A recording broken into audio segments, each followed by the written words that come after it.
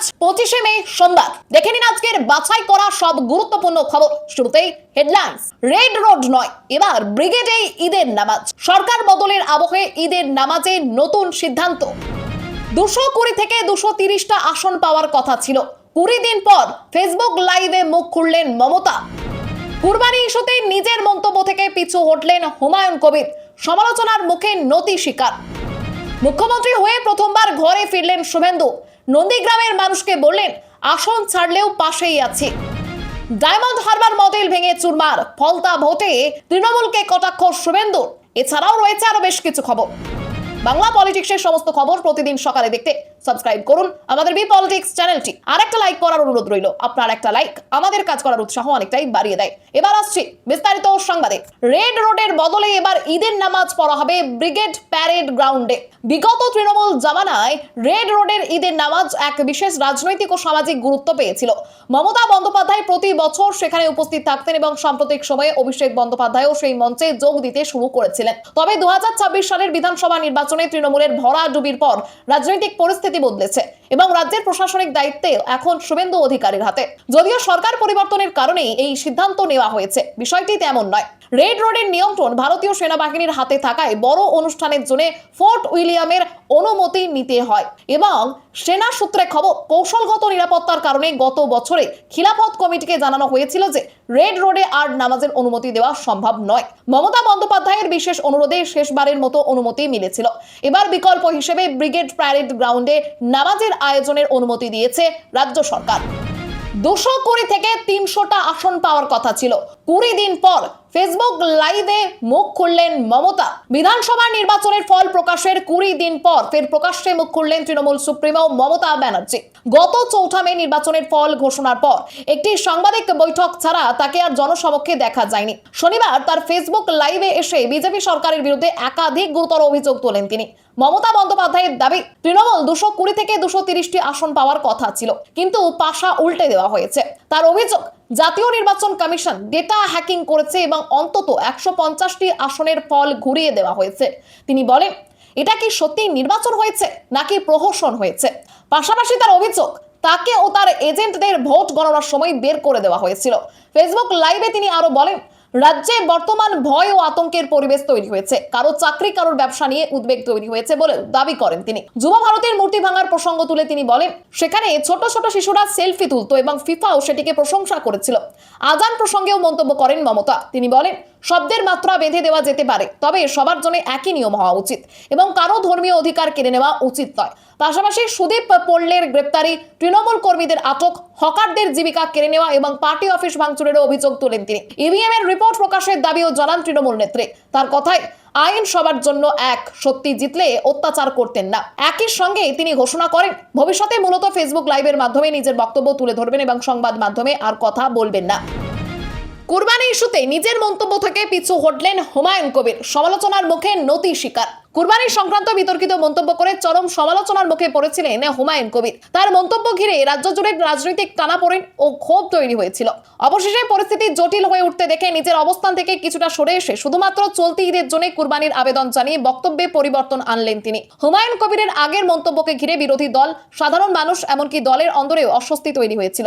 কুরবানি নিয়ে রাজ্য সরকারকে হুঁশিয়ারির সুরে দেওয়া তার বক্তব্যে ব্যাপক বিতর্কের জন্ম দেয়। সমালোচনার চাপ বাড়তেই পরে তিনি বলেন, আমি বিতর্কিত কোনো বিষয়ে উস্কে দিতে চাইনি। পরিস্থিতি বিবেচনা করে আমি শুধুমাত্র এই ঈদে কুরবানি করতে দেওয়ার আবেদন জানাচ্ছি। তবে তার এই সুর নরম করাকে রাজনৈতিক কৌশল নাকি চাপের ফল, তা নিয়ে প্রশ্ন উঠছে রাজনৈতিক মহলে। সামাজিক যোগাযোগ মাধ্যমেও তার ইউটার্ন নিয়ে তীব্র ট্রোল শুরু হয়েছে। বিশেষজ্ঞদের মতে জনপ্রতিনিধিদের এই ধরনের সংবেদনশীল বিষয়ে আরো সতর্ক থাকা প্রয়োজন।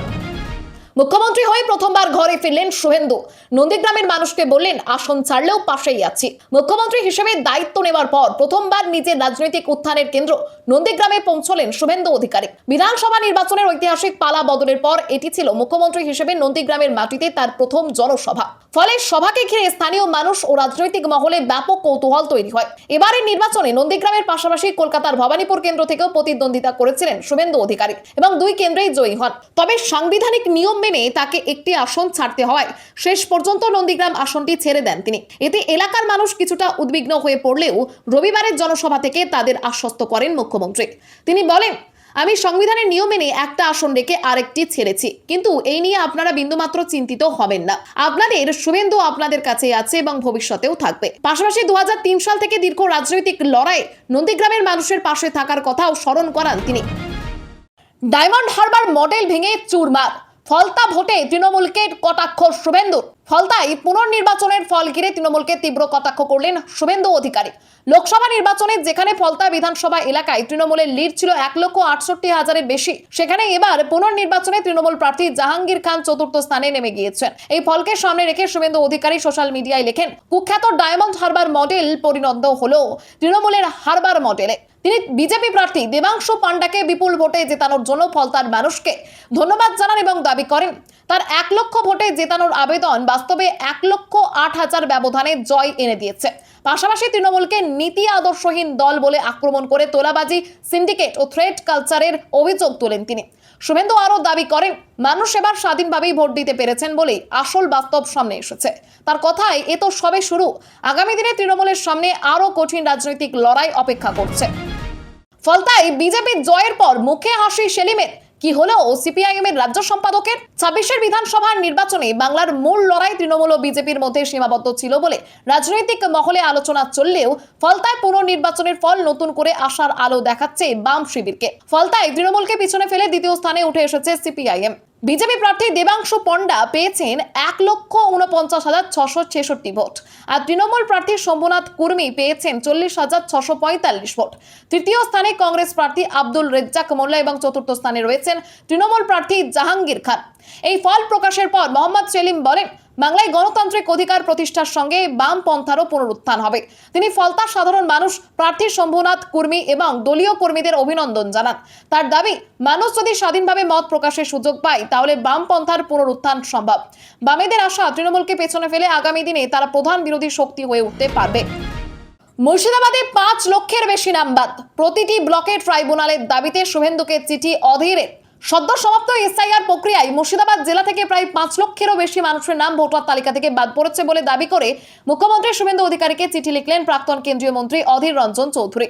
তিনি জেলার প্রতিটি ব্লকে অ্যাপিলেট ট্রাইব্যুনাল গঠনের আবেদন জানিয়েছেন। 24শে মে নবান্নে পাঠানো চিঠিতে অধীর রঞ্জন চৌধুরী উল্লেখ করেন, ভোটার তালিকা থেকে নাম বাদ পড়া মানুষদের নিজেদের নাগরিক অধিকার প্রমাণ ও নাম পুনর্বহালের জন্য ট্রাইব্যুনালের দ্বারস্থ হতে হচ্ছে। তিনি জানান, মুর্শিদাবাদে অর্থনৈতিকভাবে পিছিয়ে পড়া জেলা সহায় সবথেকে বেশি সমস্যায় পড়েছেন দিনমজুর, প্রবীণ, শারীরিক প্রতিবন্ধী এবং প্রান্তিক শ্রেণীর মানুষ। চিঠিতে আরও বলা হয়েছে, দূরে গিয়ে শুনানিতে হাজিরা দেওয়া তাদের পক্ষে চরম শারীরিক ও আর্থিক ভোগান্তির কারণ হয়ে দাঁড়িয়েছে। তাই সাধারণ মানুষের সুবিধার্থে প্রতিটি ব্লকে আপিল ট্রাইব্যুনাল গড়ে তোলার বিষয়ে দ্রুত পদক্ষেপ করার অনুরোধ জানিয়েছেন অধীর। জেলা সভাপতির পদ ছাড়লেন কাকলি। মমতাকে বার্তা, পুরনো কর্মীদের নিয়েই চলুন। তৃণমূলের বারাসাত জেলা সভাপতির পদ থেকে ইস্তফা দিলেন কাকলি ঘোষ দস্তিদার। দলের রাজ্য সভাপতি সুব্রত বক্সির কাছে চিঠি পাঠিয়ে নিজের সিদ্ধান্তের কথা জানান তিনি। একই সঙ্গে দলনেত্রী মমতা ব্যানার্জিকে পুরনো নিষ্ঠাবান কর্মীদের নিয়ে কাজ করার পরামর্শ দিয়েছেন কাকলি। কয়েকদিন আগেই তৃণমূলের সংসদীয় দলের মুখ্য সচেতকের পদ থেকে সরানো হয় তাকে। তার জায়গায় দায়িত্ব পান কল্যাণ বন্দ্যোপাধ্যায়। এরপর সমাজ মাধ্যমে কাকলি লেখেন, 4 দশকের আনুগত্যের জন্য আজ পুরস্কৃত হলাম। সেই পোস্টের 9 দিনের মাথায় জেলা সভাপতির পদ থেকে ইস্তফাও দেন তিনি। চিঠিতে কাকলি উল্লেখ করেন, ভুঁই ফোড়া সংস্থা নিয়ে কঠিন কাজ হয় বলে মনে হয় না। রাজনৈতিক মহলের মতে এটি আইপ্যাককে উদ্দেশ্য করেই বলা হয়েছে। পাশাপাশি তিনি রাজ্যের অপরাধ ও দুর্নীতি নিয়ে উদ্বেগ প্রকাশ করেন এবং রাজনীতিতে স্বচ্ছতা, জবাবদিহিতা এবং মূল্যবোধের উপর জোর দেন। বিধানসভা নির্বাচনে এলাকার আশানুরূপ ফল না হওয়ায় নৈতিক দায় স্বীকার করে পদত্যাগের সিদ্ধান্ত নিয়েছেন বলেও জানান তিনি। বানান বিভ্রাটে বিতর্ক, এই হোর্ডিং আমাদের নয়, জানালেন অগ্নিমিত্রা পাল। শহরের রাস্তায় টাঙানো একটি হোর্ডিং এ বানান ভুল ঘিরে সমাজ মাধ্যমে শুরু হয়েছে তীব্র ট্রোলিং। মেয়েদের পোশাকের স্বাধীনতা নিয়ে বার্তা দিতে গিয়ে পোশাক পরার বদলে লেখা হয়েছে পোশাক পরা। এই ভুল সামনে আসতেই তা ভাইরাল হয়ে পড়ে এবং প্রশাসনের অন্দরেও অস্বস্তি তৈরি হয়। বিতর্ক বাড়তেই মুখ খুলেছেন রাজ্যের নারী ও শিশু কল্যাণ মন্ত্রী অগ্নিমিত্রা পাল। এই হোর্ডিং এ লেখা ছিল, মেয়েরা যখন ইচ্ছে রাস্তায় বেরোবে, যখন খুশি ঘুরবে, যেমন ইচ্ছে পোশাক পরবে। সেখানে অগ্নিমিত্রা পালের পাশাপাশি প্রধানমন্ত্রী নরেন্দ্র মোদী ও মুখ্যমন্ত্রী শুভেন্দু অধিকারীরও ছবি ছিল। মন্ত্রী জানান, এই হোর্ডিং তার দপ্তর বা দলের তরফে লাগানো হয়নি। তার কথায় কেউ বা কারা স্বতঃপ্রণোদিত হয়ে এই কাজ করেছেন। আমি তাদের বলছি এটা করবেন না। তিনি আরো বলেন, এই ধরনের ভুল বিজ্ঞাপনের ফলে সাধারণ মানুষের মধ্যে বিভ্রান্তি ছড়াচ্ছে এবং সরকার ও দলের বদনাম হচ্ছে। নকল নথি বানিয়ে ভারতে বসবাস। হাওড়ায় গ্রেপ্তার বাংলাদেশি দম্পতি। হাওড়া জগাছা থানার উনসানি এলাকা থেকে দুই বাংলাদেশি নাগরিককে গ্রেপ্তার করেছে পুলিশ। ধৃতদের নাম রমজান গাজী ও আরিফা বেগম। তারা নিজেদের স্বামী স্ত্রী বলে পরিচয় দিয়েছে। রবিবার তাদের হাওড়া জেলা আদালতে তোলা হয়। পুলিশের অভিযোগ, ভুয়ো নথি তৈরি করে তারা ভারতে প্রবেশের চেষ্টা করেছিলেন। জানা গিয়েছে, ধৃতদের বাড়ি বাংলাদেশের সাতক্ষীরা জেলায়। এর আগে অবৈধ অনুপ্রবেশের অভিযোগে উত্তর 24 পরগনার নিমতা থানার পুলিশ 8 বাংলাদেশি নাগরিককে গ্রেপ্তার করেছিল। তাদের আশ্রয় দেওয়ার অভিযোগে গ্রেপ্তার হন শহীদুল ইসলাম নামে এক ব্যক্তি। ধৃতদের কাছ থেকে Aadhaar card, PAN card, ration card, জন্ম শংসাপত্র ও ব্যাংকের ডেবিট ও ক্রেডিট কার্ড সহ একাধিক নথি উদ্ধার করা হয়েছে। পাশাপাশি বাংলাদেশের জন্ম শংসাপত্রও মিলেছে। পুলিশ সূত্রের খবর, জিজ্ঞাসাবাদে ধৃতরা জানিয়েছেন অর্থের বিনিময়ে তারা বাংলাদেশ থেকে ভারতে আসে। এরপর তারা নিমতার ফতুল্লাপুর এলাকায় শহীদুল ইসলামের বাড়িতে থাকছিল। পুরো ঘটনার পেছনে কোনো চক্র জড়িত রয়েছে কিনা তা খতিয়ে দেখছে পুলিশ। তৃণমূল কংগ্রেস অস্তিত্বহীন, ফলতায় বামেদের ভালো ফলকেও আমল দিতে নারাজ দিলীপ ঘোষ। ফলতা নির্বাচনে 1 লাখেরও বেশি ভোটে বিজেপি প্রার্থী দেবাংশু পান্ডার জয়ের পর তৃণমূলকে তীব্র আক্রমণ করেন দিলীপ ঘোষ। তিনি দাবি করেন, তৃণমূল কংগ্রেসের কোনো অস্তিত্ব নেই, আগামী দিনেও পাবেন না। আর তার বক্তব্য, আগে ভোট সঠিকভাবে হতো না বলেই তৃণমূল জিতত, কিন্তু এবার মানুষ ভয় কাটিয়ে বিজেপিকে ভোট দিয়েছে। দিলীপ ঘোষের দাবি, রোহিঙ্গা অনুপ্রবেশকারীরা কাটা পড়েছে, মানুষ বিজেপিকে ভোট দিয়েছে, মানুষের ইচ্ছায়, সেই কারণেই বিজেপি ভালো রেজাল্ট করেছে। সিপিআইএম এর দ্বিতীয় স্থানে উঠে আসা নিয়েও কটাক্ষ করেন তিনি। তার কথায়, মানুষ আর সিপিএমকে বিশ্বাস করে না। পাশাপাশি তিনি অভিযোগ করেন, তৃণমূলের গুন্ডারা এতদিন মানুষের ভোটাধিকার কেড়ে নিয়েছিল, কিন্তু এবার মানুষ বিজেপির পক্ষে রায় দিয়েছে। দিলীপ আরো বলেন, মাছ উৎপাদন ও পশুপালনের ক্ষেত্রে কেন্দ্রীয় প্রকল্পের সুবিধা এতদিন রাজ্যের মানুষ পায়নি রাজ্য সরকারের অপদার্থতার জন্য। বিজেপি সরকার সেই উন্নয়নের দিকে নজর দেবে বলেও জানান তিনি। লক্ষ লক্ষ টাকা নিয়ে সরকারি চাকরির ভুয়ো নিয়োগপত্র, কীর্তি ফাঁস হতেই গ্রেপ্তার তৃণমূল নেতা। চাকরি পাইয়ে দেওয়ার নাম করে প্রতারণার অভিযোগে গঙ্গাজল ঘাটি পঞ্চায়েত সমিতির কৃষি কর্মাধ্যক্ষ তথা তৃণমূল নেতা পল্লব পান্ডেকে গ্রেপ্তার করেছে পুলিশ। রবিবার তাকে বাঁকুড়া আদালতে তোলা হলে বিচারক 3 দিনের পুলিশ হেফাজতের নির্দেশ দেন। অভিযোগ, সরকারি চাকরির প্রতিশ্রুতি দিয়ে এক পরিবারের কাছ থেকে ধাপে ধাপে 3 লক্ষাধিক টাকা নেওয়া হয় এবং পরে ওই যুবকের হাতে একটি ভুয়ো নিয়োগপত্র তুলে দেওয়া হয়। পরিবারের দাবি, নিয়োগপত্র অনুযায়ী যুবক পুরুলিয়ার একটি দপ্তরে কাজে যোগ দেন, কিন্তু প্রায় 1 সপ্তাহ পর সংশ্লিষ্ট দপ্তর সেটিকেও জাল বলে চিহ্নিত করলে চাকরি চলে যায়। এরপরই প্রতারণার অভিযোগ সামনে আসে। স্থানীয়দের একাংশের অভিযোগ, রাজনৈতিক প্রভাব খাটিয়ে দীর্ঘদিন ধরে চাকরির নাম করে প্রভাব বিস্তার করছিলেন পল্লব পান্ডে। এদিকে একই দিনে বেআইনিভাবে আটকে রাখা ও 3 লক্ষ টাকা আদায়ের চাপ দেওয়ার অভিযোগে গ্রেপ্তার হয়েছেন বাঁকুড়া পুরসভার কাউন্সিলর পিঙ্কি চক্রবর্তীর স্বামী তথা তৃণমূল নেতা বাপি চক্রবর্তী। পুলিশ পুরো ঘটনা তদন্ত শুরু করেছে। গরিবের হকের রেশন কি চুরি? 600 চালের বস্তা বদলে পাচারের ছক বানচাল স্থানীয়দের। নদিয়ার শান্তিপুরের ফুলিয়া স্টেশন রোড এলাকায় রেশনের চাল পাচারের অভিযোগে ব্যাপক চাঞ্চল্য ছড়িয়েছে। স্থানীয়দের অভিযোগ, সরকারি স্টিকার লাগানো রেশনের চালের বস্তা গোডাউনের ভেতরে বদলে সাদা বস্তায় ভরে বাইরে পাচারের পরিকল্পনা করা হচ্ছিল। সন্দেহ হয় স্থানীয়রা একটি ট্রাক আটকে বিক্ষোভ দেখান। পরে ঘটনাস্থলে পৌঁছায় খাদ্য দপ্তরের আধিকারিক ও শান্তিপুর থানার পুলিশ। প্রশাসন সূত্রে জানা গিয়েছে, গোডাউনে তল্লাশি চালিয়ে প্রায় 600 বস্তা চাল উদ্ধার করা হয়েছে। ঘটনায় 2 পাচারকারীকে আটক করেছে পুলিশ। অভিযোগ, এই চাল বীরভূমে পাচার করার উদ্দেশ্যে প্রস্তুতি চলছিল। সরকারি লোগো দেওয়া রেশনের বস্তা বদলে কিভাবে এই পাচার চক্র কাজ করছিল তা নিয়ে এলাকায় তীব্র শোরগোল শুরু হয়েছে। পুলিশ জানিয়েছে, গোডাউনের মালিক বর্তমানে পলাতক এবং তার খোঁজে তল্লাশি চলছে। এই পাচার চক্রের সঙ্গে কারা জড়িত এবং বীরভূমে কোথায় চাল পাঠানোর পরিকল্পনা ছিল তাও খতিয়ে দেখা হচ্ছে। বাংলাদেশি ও রোহিঙ্গাদের জন্য প্রতিটি জেলায় তৈরি হচ্ছে হোল্ডিং সেন্টার, নির্দেশিকা জারি করে দিল নবান্ন। বাংলাদেশি বা রোহিঙ্গা সন্দেহে ধৃতদের রাখার জন্য রাজ্যের জেলায় জেলায় হোল্ডিং সেন্টার তৈরির নির্দেশ দিল নবান্ন। নির্দেশিকায় বলা হয়েছে, সন্দেহভাজনদের সেখানে 30 দিন পর্যন্ত আটক করে রাখা যাবে।